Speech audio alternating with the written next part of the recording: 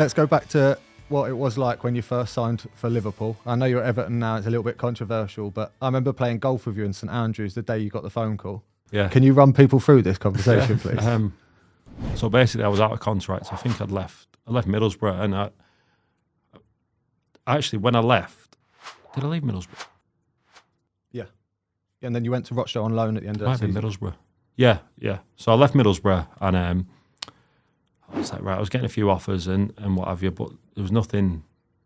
Do you know what I mean? My thing was, and we speak about this all the time, I think if you wait, as an experienced goalkeeper, if you wait till the transfer window shuts, then you become a lot more valuable, because there's not many keepers that have played the amount of games at the level that are still free.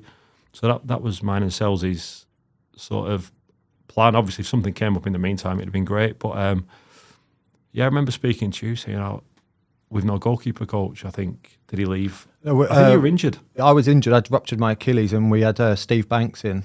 And you said to me... Before that, though, there was no before coach. that. Dave Timmins left. Timo left, that yeah. Was it. So, they were training at Longridge Town, weren't they? Which is 10 minutes from house. So you spoke to the manager, and he said he'd come in and train with the keepers. And so I went and did a bit, and they're like, we're going to Scotland. I'm like, where are you going? It's like St Andrews. I'm like, yes, definitely. I'll bring my clubs.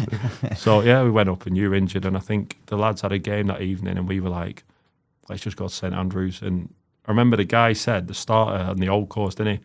If you were 20 minutes earlier, we'd have got you on, but I think we played another course. But from leaving the hotel, the hostel, to get to the thing, yeah, I got sort of a phone call from Selzy. Obviously, things have been said previously, but it wasn't final. And he was like, "Look, I think it's going to happen. Get yourself back down south." But I remember us being, I think it was about the 9th hole, and you going, "I might have a really good move," and I was like, "How good?" And you went, "No, really good." And I went, "You have to go home, aren't you?" Yeah. And you was like, "No, I've finished a week. We've only got 2 more days of training." I went, "Please don't do that." I said, "You have to go. You have to go and do it for yourself. Make sure you're not injured. Make sure you're fit for that medical." I can't remember what happened, whether I did go home or not, but I was under the impression I was going to... You ran all the way from Scotland back to Preston. I remember. Because I remember I actually thought the way they were talking that I was signing for him, but I wasn't. I was sort of just being a training keeper.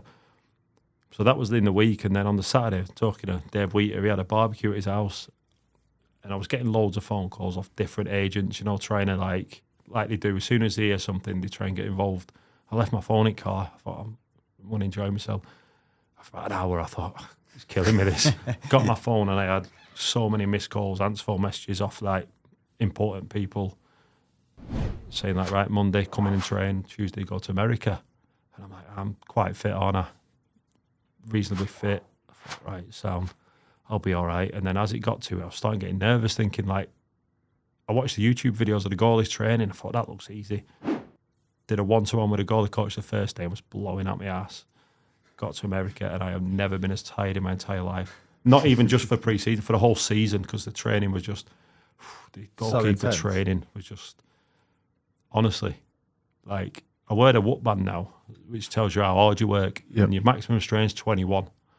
And I played 45 minutes the other night for Everton, and the strain was quite high. It was 15. I didn't do much, but the adrenaline and all. And I'm thinking, if I had that at Liverpool, I'd have been 21 every day. Every day? Every day, with a goalkeeper, because it was mad. What was the goalkeeping department there? It was obviously good. Alisson, Yeah. One of the best in the world, if not the best. Yeah. It was class, mate. Firstly, great guys, the goalkeepers to work with, just so down to earth. I've said this before, but I found the higher you go, the more, forget what the press make out of people, the more humble and just good people, just lovely people. And there was ADRIÁN, who came in when I was there. He was like, what a guy, man. Do you know what I mean? Just got so much energy. He's like a 7-year-old, he just doesn't stop. Quiveen Kelleher, who's what a keeper he's going to be. He is the best young keeper I've ever seen. Yeah. He's by far the best young keeper I've ever. He's obviously got this fantastic record of penalty saves as well. Yeah, But every time he's come in, he's never let Liverpool down. He does look like he's going to be an absolute beast. He's brilliant. What a keeper. Simon Mignolet as well. Another one we talk when we talk about keepers that you don't really. For me, Simon Mignolet was a good keeper. Really good keeper. Got to work with him. only for a couple of weeks.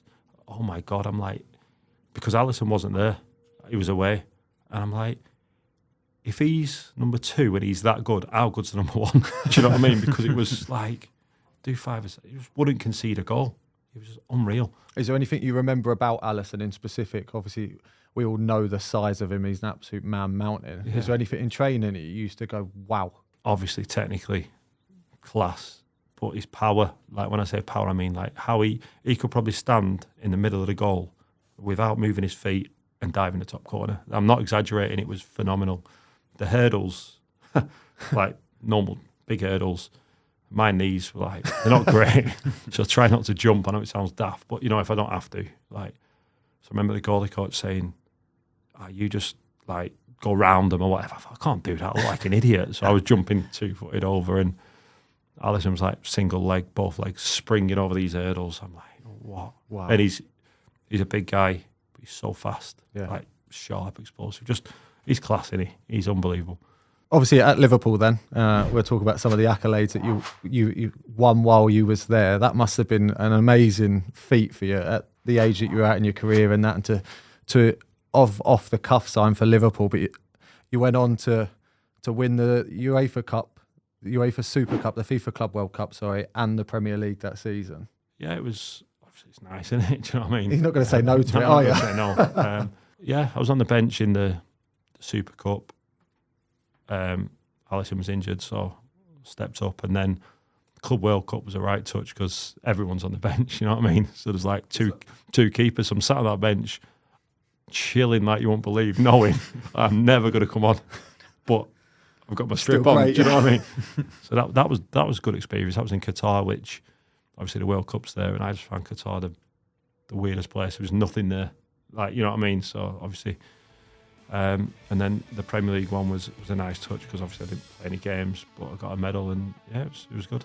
What a save from Mark Howard.